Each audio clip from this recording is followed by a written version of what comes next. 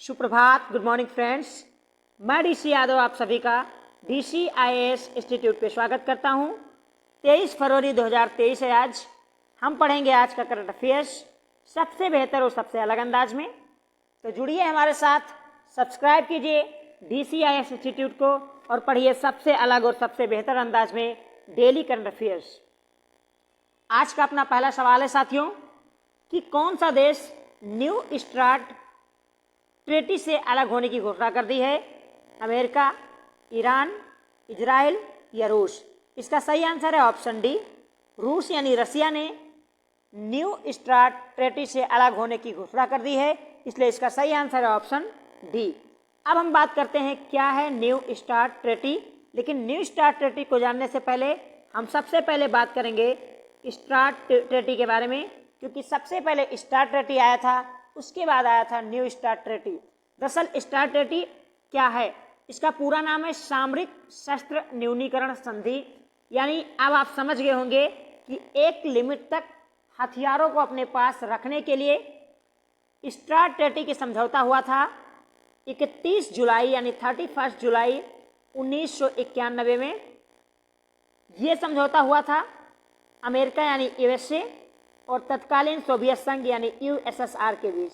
तो 31 जुलाई 1991 में अमेरिका और सोवियत संघ के बीच में स्टार्ट यानी सामरिक शस्त्र न्यूनीकरण संधि हुई थी, जिसके तहत बात की गई थी कि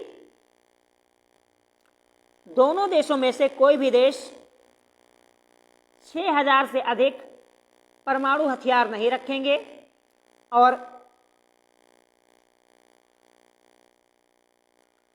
1600 से अधिक बैलिस्टिक मिसाइल यानी इंटरकॉन्टिनेंटल बैलिस्टिक मिसाइल ICBM नहीं रखेंगे। तो एक संधि हुई थी USA और USSR के बीच में 31 जुलाई 1991 को कि परमाणु जो हथियार होते हैं उन्हें 6000 से ज़्यादा कोई नहीं रखेगा और जो इंटरकॉन्टिनेंटल बैलिस्टिक मिसाइल हैं उनकी भी संख्या 1600 से ज़्यादा नहीं होगी। लेकिन यूक्रेन और रूस युद्ध में जिस तरह नाटो ने खुल के यूक्रेन का साथ दिया है, इसे देखते हुए रूस ने अब न्यू स्टार्ट संधि को तोड़ दी है। साथियों, 31 जुलाई 1991 को जो USSR और USA ने स्टार्ट संधि की थी, उसकी जो तिथि थी वो 5 दिसंबर 1994 को लागू हुआ था और ये डेट 5 ही दिसंबर 2009 को समाप्त हो गया था। यानी जो 31 जुलाई 1994 को हस्ताक्षर हुआ था रशिया, तत्कालीन सोवियत संघ और अमेरिका के बीच में, वो लागू हुआ 5 दिसंबर 1994 से और इसकी तिथि समाप्त हो गई थी 5 दिसंबर 2009 को। अब जब स्टार्ट संधि 5 दिसंबर 2009 को समाप्त हो गई तो उसके बाद अस्तित्व में आती है न्यू स्टार्ट ट्रीटी। जी हाँ, न्यू स्टार्ट ट्रीटी आती है जिसपे 8 अप्रैल 2010 को अमेरिका के राष्ट्रपति बराक ओबामा और रूस के राष्ट्रपति दिमित्री मेदवेदेव और अमेरिका के राष्ट्रपति बराक ओबामा ने मिलकर 8 अप्रैल 2010 को पुनः इस ट्रीटी पे संधि किया, जिसका नाम पड़ा न्यू स्टार्ट ट्रीटी। और आज इसी ट्रीटी से रशिया ने अपने आप को अलग कर लिया है। इसकी समाप्ति की तिथि साथियों थी 2026 तक। यानी 2026 तक ये अमेरिका और रूस दोनों पे ये बाध्यता लागू करती थी कि वो अपने परमाणु हथियार और बैलिस्टिक मिसाइल को सीमित रखेंगे। लेकिन अब रूस ने इस संधि से अपने आप को अलग कर लिया है, इसीलिए ये खबर सुर्खियों में था। इसलिए इसका सही आंसर होगा साथियों ऑप्शन डी, रशिया। रशिया के बारे में आप लोग जानते होंगे, दुनिया का सबसे बड़ा क्षेत्रफल वाला जो देश है वो रूस है। सर्वाधिक परमाणु हथियार रखने वाला जो देश है वो भी रूस है। और दुनिया में सबसे तेज गति से चलने वाली मिसाइल, हाइपर सुपरसोनिक मिसाइल अगर किसी के पास है तो एकमात्र देश वो रसिया है। हालांकि ऐसा माना जाता है कि चाइना ने भी हाइपर सुपरसोनिक मिसाइल बना रखी है, लेकिन इस चीज़ का किसी ने कोई खुलासा नहीं किया है। हाल ही में रशिया ने खुल के कहा था कि हमारे पास दुनिया की सबसे उन्नत किस्म की मिसाइल है, और रूस के जो इस समय राष्ट्रपति हैं व्लादिमीर पुतिन हैं, और इन्होंने कल अपने देश को जवानों को संबोधित करते हुए कहा कि रूस अब न्यू स्टार्ट से अपने आप को अलग कर रहा है। और साथियों, जिस दिन अमेरिका के राष्ट्रपति जो बाइडेन यूक्रेन के दौरे पे थे, उसी दिन अमेरिका ने परीक्षण करके इस संधि को तोड़ दिया। अब बढ़ते हैं आज के दूसरे सवाल की ओर। दूसरा सवाल है साथियों कि शिवसेना के संबंध में कौन सा कथन सत्य है, आपको बताना है। आपके सामने 4 ऑप्शंस हैं।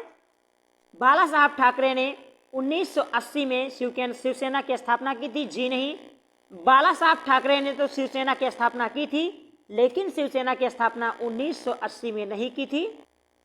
बाला साहब ने शिवसेना की स्थापना 19 जून 1966 को की थी, यानी 19 जून 1966 को शिवसेना की स्थापना बाला साहब ठाकरे के द्वारा की गई थी। सो पहला ऑप्शन क्या है, गलत है।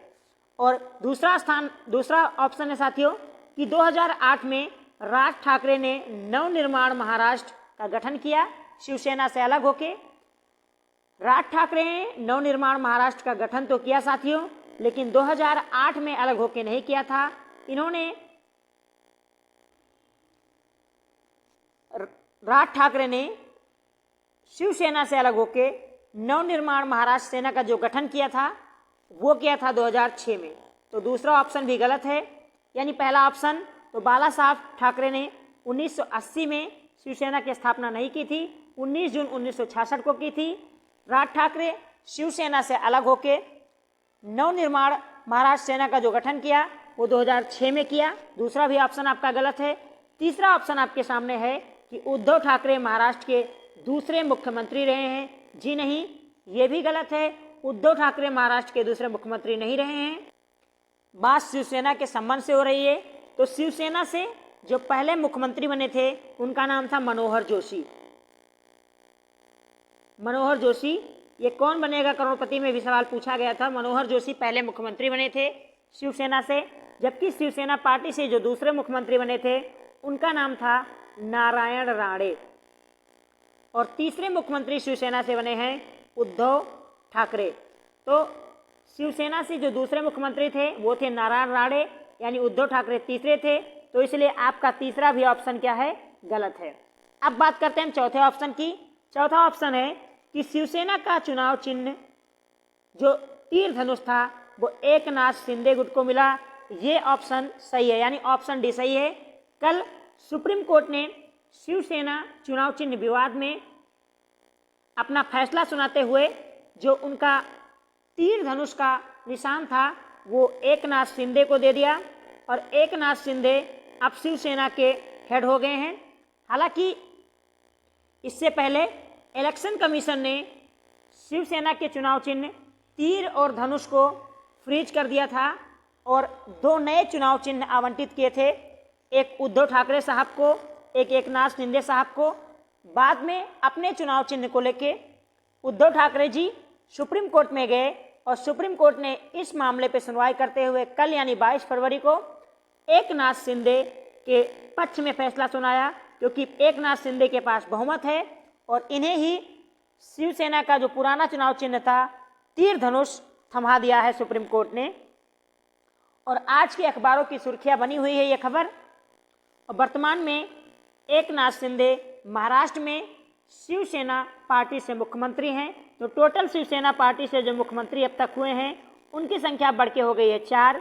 सबसे पहले बात की मैंने कि मनोहर जो जोशी थे वो शिवसेना से मुख्यमंत्री बने थे, उसके बाद नारायण राणे शिवसेना से मुख्यमंत्री बने थे, उसके बाद उद्धव ठाकरे शिवसेना से मुख्यमंत्री बने थे। और आप सभी लोग जानते हैं उद्धव ठाकरे ने जब महाराष्ट्र विधानसभा में अपना बहुमत खो दिया तो उसके बाद जो नए शिवसेना के मुख्यमंत्री बने वो बने एकनाथ शिंदे।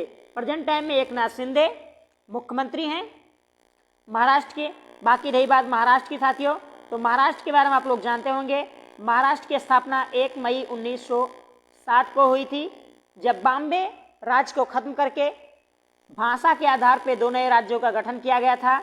एक गुजरात भाषा का गठन गुजराती भाषा के आधार पर 1 मई 1960 को ही किया गया था, जबकि मराठी भाषा के आधार पर महाराष्ट्र का गठन किया गया था। महाराष्ट्र में 4 प्रमुख आपको विश्व विरासत स्थल मिल जाएंगे यूनेस्को के, जिसमें मैं सबसे पहले बात करूं, अजंता की जो गुफा है ये उन विश्व विरासत स्थलों में शामिल है जिसे सबसे पहले घोषित किया गया था। एलोरा की गुफा भी एक विश्व विरासत स्थल है। इसके अलावा साथियों विक्टोरियन गोथिक जो है वो विश्व विरासत स्थल है, और छत्रपति शिवाजी टर्मिनल जो है वो भी एक विश्व विरासत स्थल है। तो 4 वर्ल्ड हेरिटेज साइट हैं महाराष्ट्र के अंदर। टोटल भारत में कितने साथियों? टोटल भारत में 40 विश्व विरासत स्थल हैं, जिसमें 32 आपके कल्चरल हैं, 7 आपके नेचुरल हैं, और एक आपका जो कंचनजंगा है सिक्किम में वो मिश्रित है। तो टोटल 40 विश्व विरासत स्थल हैं। इसकी घोषणा कौन करता है? इसकी घोषणा करता है यूनेस्को।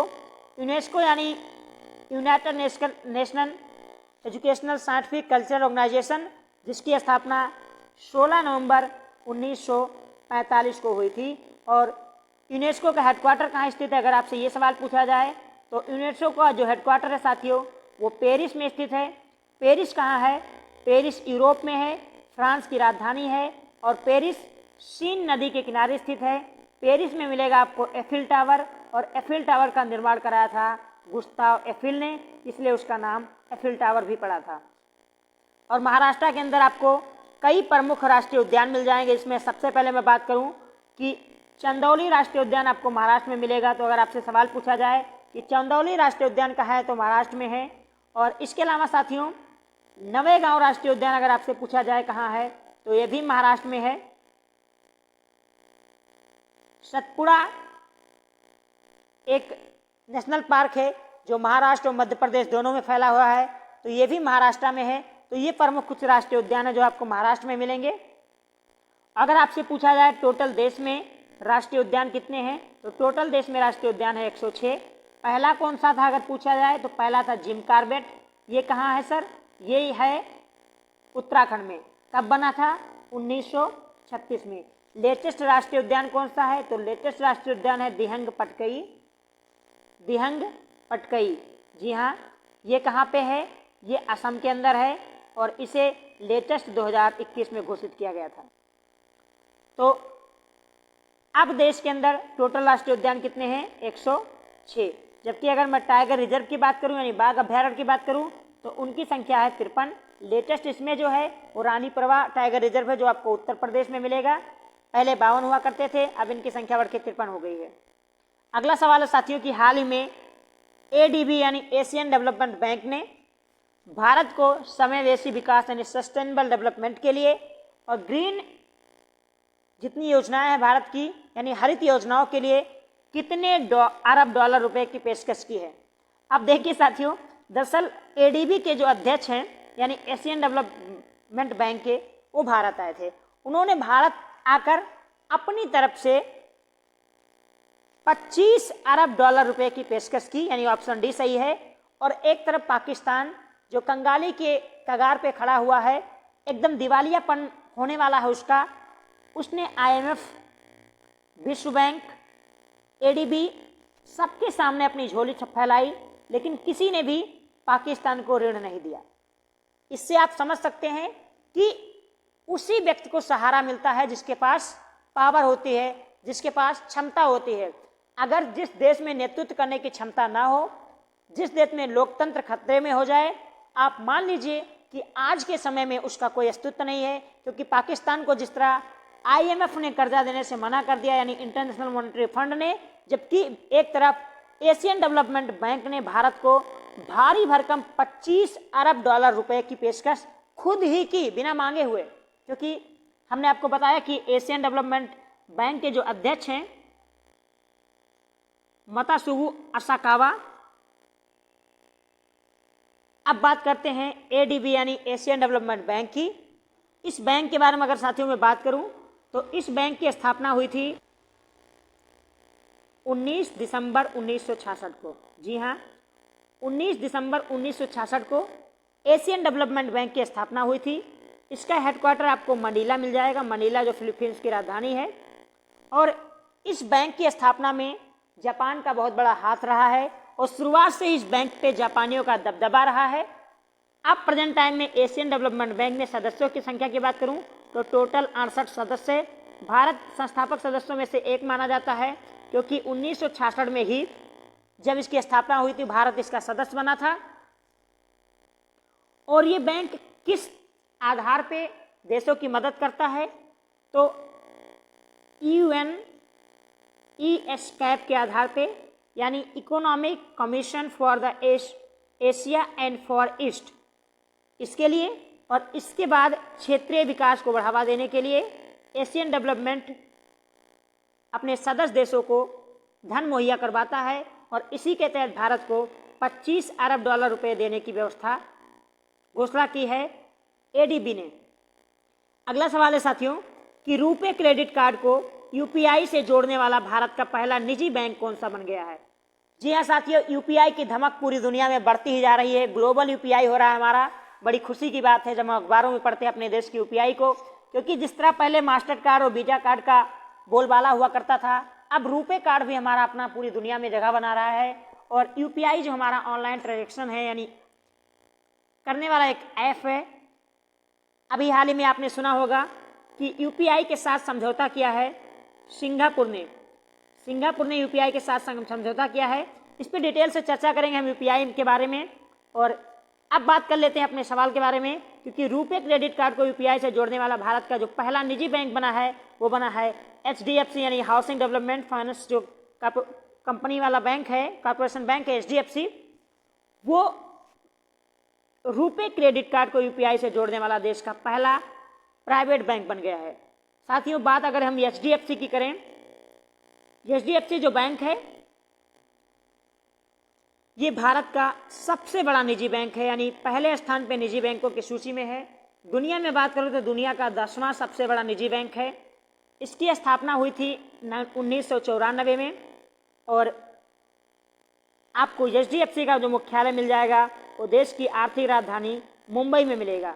साथियों HDFC के जो अध्यक्ष हैं, जो चेयरमैन है प्रेजेंट टाइम में, उनका नाम है अतनु चक्रवर्ती।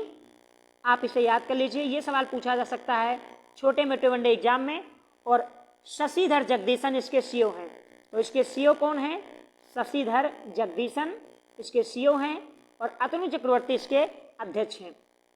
साथियों HDFC बैंक का जब 1994 में स्थापना हुई थी तब तत्कालीन जो वित्त मंत्री हुआ करते थे डॉक्टर मनमोहन सिंह साहब, जो बाद में देश के प्रधानमंत्री भी बने, उन्होंने इसका उद्घाटन किया था। यानी HDFC बैंक का उद्घाटन हमारे पूर्व वित्त मंत्री, पूर्व RBI गवर्नर, पूर्व प्रधानमंत्री मनमोहन सिंह के द्वारा किया गया। अब बात साथियों कर लेते हैं हम UPI यानी यूनियन पेमेंट इंटरफेस की बात करेंगे हम। तो UPI के बारे में जानते हैं। दरअसल UPI की जो स्थापना हुई थी साथियों, ये हुई थी 11 अप्रैल 2016 को। जी हाँ, 11 अप्रैल 2016 को UPI की स्थापना RBI यानी भारतीय रिजर्व बैंक और NPCI ने मिलकर किया था, यानी national payment corporation of India. NPCI और RBI ने मिलकर 11 अप्रैल 2016 को UPI की स्थापना की। और अब तक UPI को अपनाने वाले अगर देशों की मैं बात करूं तो इसमें भूटान, मलेशिया,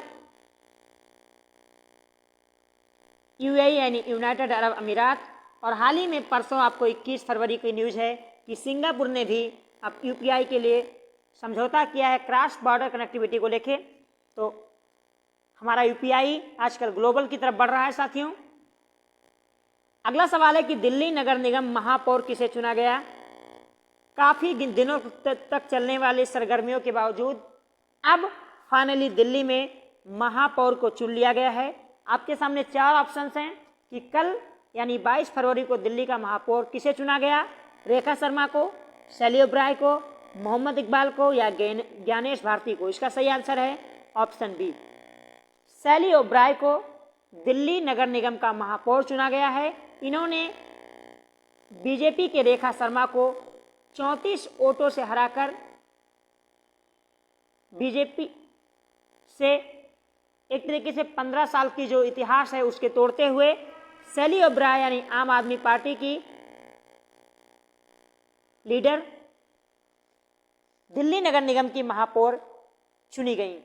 अगर हम बात करें साथियों अन्य पहलू की, तो शैली ओबराय ने, जैसे हमने बताया, कि रेखा शर्मा को हराया। रेखा शर्मा बीजेपी की थी और शैली ओबराय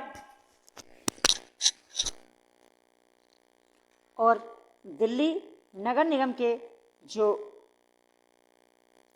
उप मेयर चुने गए हैं वो है मोहम्मद इकबाल। जबकि अगर मैं ज्ञानेश भारती साहब की बात करूं तो ज्ञानेश भारती जो है वो दिल्ली नगर निगम के नगर आयुक्त हैं। ये एक आईएएस ऑफिसर होते हैं। इनकी नियुक्ति भारत सरकार के द्वारा की जाती है और ये प्रशासनिक रूप में सबसे बड़े अधिकारी होते हैं। बात अगर साथियों हम दिल्ली नगर निगम यानी एमसीडी की बात करें, म्यूनसिपल कॉरपोरेशन ऑफ दिल्ली की बात करें, तो इसकी स्थापना जो हुई थी 7 अप्रैल 1958 को हुई थी। यानी 7 अप्रैल 1958 को दिल्ली एमसीडी अस्तित्व में आया था। और दिल्ली में 3 प्रकार की एमसीडी नगर निगम है साथियों। एक तो दिल्ली एनसीआर है, जहाँ के बारे में आपने सुना कि शैली ओबराय जहाँ की महापौर चुनी गई। उसके अलावा एक दिल्ली छावनी है और एक है दिल्ली नगर पालिका परिषद। तो अब जिस तरह मैंने बताया कि इसमें आम आदमी पार्टी की जो आप की पार्टी के नेता हैं शैली ओबराय, उनको महापौर चुना गया है। थोड़ा आपके बारे में चर्चा कर लेते हैं। आम आदमी पार्टी जो अस्तित्व में आई थी साथियों, ये इंडिया अगेंस्ट करप्शन जब अन्ना हजारे के द्वारा 2012 में चलाया गया था तो वहाँ से निकल के आया आम आदमी पार्टी, क्योंकि उसमें उस इंडिया अगेंस्ट करप्शन में अरविंद केजरीवाल भी शामिल थे, जिन्होंने बाद में 26 नवंबर 2012 को आम आदमी पार्टी की स्थापना की। और वर्तमान में आम आदमी पार्टी की स्थिति यह है साथियों कि आम आदमी पार्टी यानी आप, जिसका चुनाव चिन्ह झाड़ू है, ये एक नेशनल पार्टी यानी राष्ट्रीय पार्टी बन चुकी है और ये देश की 8वीं राष्ट्रीय पार्टी बनी है साथियों। और एक केंद्र शासित प्रदेश दिल्ली, जबकि एक अन्य राज्य पंजाब में आम आदमी पार्टी का शासन है। और जैसा मैंने बताया कि आम आदमी पार्टी एक नेशनल पार्टी है। देश में टोटल नेशनल पार्टी कितनी है, जिसमें हम सबसे पहले कांग्रेस की बात करते हैं, जिसकी स्थापना 1885 में हुई थी। और देश की सबसे पुरानी पार्टी कांग्रेस 1885 में स्थापित, ये एक राष्ट्रीय पार्टी है। जबकि दुनिया की सबसे बड़ी पार्टी, जिसको हम बीजेपी यानी भारतीय जनता पार्टी के नाम से जानते हैं, जिसकी स्थापना 1980 में अटल बिहारी वाजपेयी और लाल कृष्ण आडवाणी ने मिलकर की थी, ये भी एक राष्ट्रीय पार्टी है। बीएसपी की अगर मैं बात करूं, यानी बहुजन समाज पार्टी, जिसकी स्थापना 1984 में काशीराम ने की थी। प्रेजेंट टाइम में इसके अध्यक्ष है मायावती। ये एक राष्ट्रीय पार्टी है। इसके अलावा 1925 में स्थापित सीपीआई यानी कम्युनिस्ट पार्टी ऑफ इंडिया का नाम सुना होगा, मानवेंद्र नाथ ने जिसकी स्थापना की थी 1925 में, ये भी एक राष्ट्रीय पार्टी है। बाद में सीपीआई 2 भागों में विभाजित हो जाती है। 1964 में सीपीआई में एक और गुट सामने आता है, जिसको हम सीपीआई-एम यानी मार्क्सिज्म वाला सीपीआई जानते हैं। ये भी एक राष्ट्रीय पार्टी है। उसके अलावा मैं बात करूं कि 1999 में शरद पवार ने कांग्रेस से अलग होकर एक नई पार्टी बनाई थी, जिसको हम एनसीपी के नाम से जानते हैं। ये भी एक राष्ट्रीय पार्टी है। और एक पार्टी है एनपीपी, जी हाँ, मेघालय में जिसकी सरकार है, कामराज संगमा जहाँ के मुख्यमंत्री हैं, प्रेजेंट टाइम में इसके अध्यक्ष भी हैं। इसे 2013 में स्थापित किया गया था। ये भी एक राष्ट्रीय पार्टी है। और सबसे लेटेस्ट राष्ट्रीय पार्टी आपकी है आम आदमी पार्टी, जो 26 नवंबर 2012 को अरविंद केजरीवाल के द्वारा स्थापित की गई थी। और प्रेजेंट टाइम में अरविंद केजरीवाल जो आपके संयोजक हैं वो दिल्ली के सीएम हैं, जबकि दिल्ली के जो डिप्टी सीएम है वो है मनीष सिसोदिया और दिल्ली में जो एलजी हैं वो है बीएन सक्सेना। अगला सवाल है साथियों कि कृषि क्षेत्र का पहला एआई चैटबॉट किसने लॉन्च किया है? नरेंद्र सिंह तोमर, निर्मला सीतारमण, पीयूष गोयल या प्रोफेसर गणेशी लाल? इसका सही आंसर ऑप्शन डी, उड़ीसा के जो राज्यपाल हैं प्रोफेसर गणेशी लाल साहब ने, इन्होंने कृषि क्षेत्र का पहला एआई चैट बॉट को लॉन्च किया है, जिसे नाम दिया गया है अमा क्रुश एआई। बात अगर कृषि की बात करें साथियों, तो पता है देश में आज़ादी के बाद कृषि की हाल काफ़ी खस्ता थी। जब देश में पहली पंचवर्षीय योजना लाई गई तो उसका पूरा फोकस कृषि पे ही था।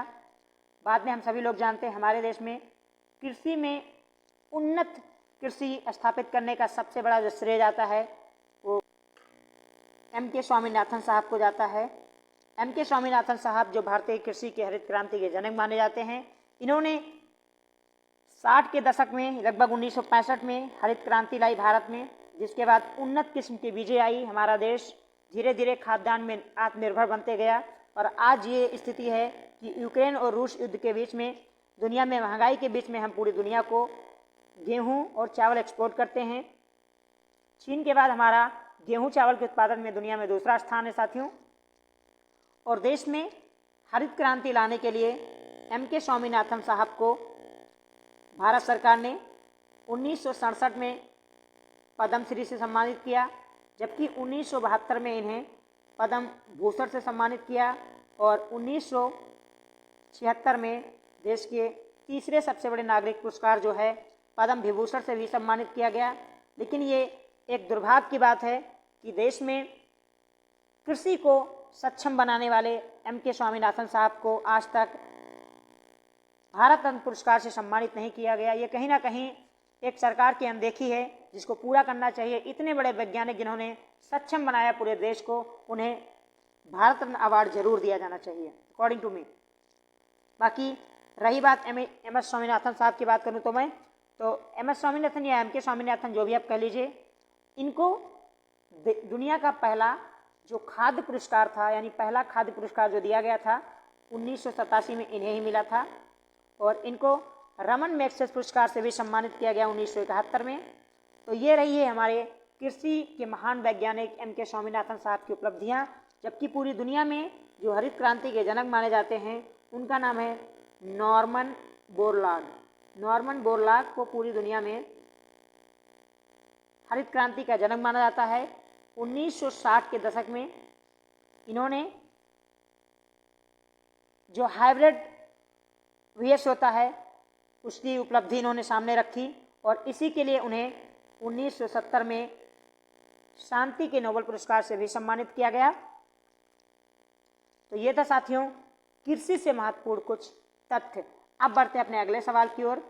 अगला सवाल है कि महिला IPL टाइटल स्पॉन्सरशिप किसने जीत ली, यानी अब जो टी शर्ट आएगा IPL का महिलाओं का, उस पर कौन सी कंपनी का लोगो और नाम पड़ा रहेगा। स्पॉन्सरशिप किसने जीती है, रिलायंस, ड्रीम इलेवन, वीवो या टाटा। इसका सही आंसर है option D, Tata, Tata and Tata. Tata ने महिला IPL टाइटल स्पॉन्सरशिप को अपने नाम कर लिया है। अभी इससे पहले आपको सभी को पता है जो IPL हुआ था उसमें भी टाटा ने ही स्पॉन्सरशिप जीती थी। और अगर मैं IPL टाटा की बात करूं, सबसे पहले बात करते हैं साथियों टाटा की। तो टाटा जिसकी स्थापना 1868 में हुई थी। टाटा कंपनी की स्थापना वास्तव में 1868 में की गई थी और इसकी स्थापना किसने की थी,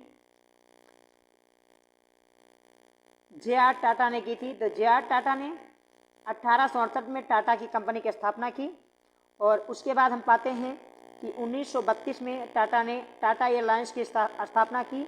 तो टाटा एयरलाइंस की स्थापना 1932 में टाटा ने की। 1939 में हम पाते हैं कि टाटा ने एक और क्षेत्र में अपना कदम रखा, टाटा केमिकल्स के क्षेत्र में। और 1945 में टाटा मोटर्स में इन्होंने अपना कदम रखा। और आज हम पाते हैं कि टाटा पूरी दुनिया में एक उन्नत और विश्वसनीय उत्पादन के लिए जाना जाता है। हाल ही में टाटा टी और टाटा नमक ने भी पूरी दुनिया में अपना महत्वपूर्ण स्थान बनाया है। प्रेजेंट टाइम में जो टाटा के अध्यक्ष हैं, चेयरमैन हैं, वो हैं नटराजन चंद्रशेखरन टाटा के प्रेजेंट टाइम में अध्यक्ष हैं। तो ये तो साथियों टाटा से संबंधित कुछ महत्वपूर्ण तथ्य। अब बात कर लेते हैं कुछ IPL से संबंधित महत्वपूर्ण तथ्य। IPL यानी इंडियन प्रीमियर लीग, इसकी स्थापना ललित मोदी ने की थी जो BCCI के तत्कालीन सदस्य थे 2007 में। तो ललित मोदी के द्वारा 2007 में आईपीएल की स्थापना की गई। पहला टूर्नामेंट 2008 में हुआ जिसको राजस्थान ने जीता था, हम सभी लोग जानते हैं। और वर्तमान की जो चैंपियन है आईपीएल की वो है, पुरुषों की मैं बात कर रहा हूँ, ये इसमें गुजरात टाइटंस है। तो गुजरात टाइटंस वर्तमान में आईपीएल की चैंपियन है 2022 की। और इसका आईपीएल की अगर मैं बात करूं तो आईपीएल का जो मुख्यालय है साथियों ये मुंबई में है, हमारे देश की जो आर्थिक राजधानी है। बीसीसीआई की भी मुख्यालय मुंबई में है। और आईपीएल में सबसे ज़्यादा रन बनाने का रिकॉर्ड अगर किसी के पास है तो विराट कोहली के पास है। विराट कोहली ने आईपीएल में सबसे ज़्यादा 6235 रन बनाए हैं।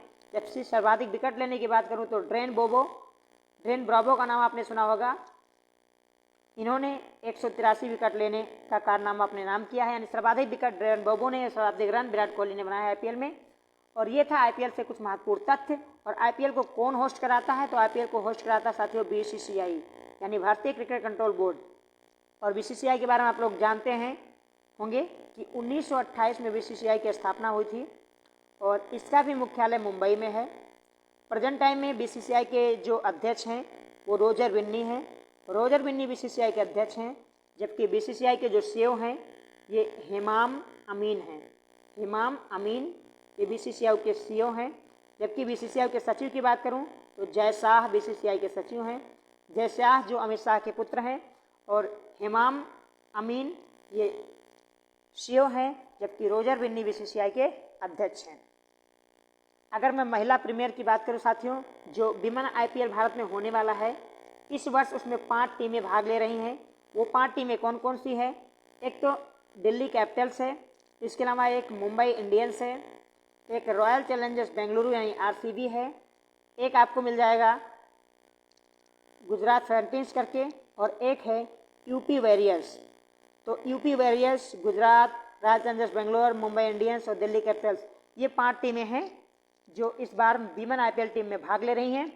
और इसमें आरसीबी ने अपना जो मेंटर नियुक्त किया है वो सानिया मिर्जा जी को किया है। अभी सानिया मिर्जा जी ने अपना आखिरी खिताब दुबई में खेला और इसके बाद वो संन्यास ले लेंगी। हाल फिलहाल आखिरी खिताब में जो हमारी देश की शान नहीं है टेनिस की, सानिया मिर्जा जी वो नहीं जीत पाई। ये अलग बात है, फिलहाल उन्होंने पूरी दुनिया में भारत का नाम रोशन किया है। उनको उनके अगले जीवन के लिए बहुत ढेर सारी शुभकामनाएं हमारी तरफ से। अब बढ़ते हैं साथियों अपने अगले सवाल की ओर। तो साथियों ये थे आज के हमारे टॉप 5 सवाल, टॉप 5 क्वेश्चंस। आपको कैसा लगा कमेंट करके ज़रूर बताइए। अपना फीडबैक देना ना भूलें। सेशन पसंद आया है तो लाइक कीजिए, नहीं पसंद आया है तो डिसलाइक कीजिए, साथ में उसका कारण बताइए। और आप सभी हमारे साथ जुड़े हैं इसके लिए आपका तहे दिल से धन्यवाद। और यदि आपने सब्सक्राइब नहीं किया है तो प्लीज़ सब्सक्राइब कर लीजिए DCIS इंस्टीट्यूट को। आप सभी का दिन शुभ हो।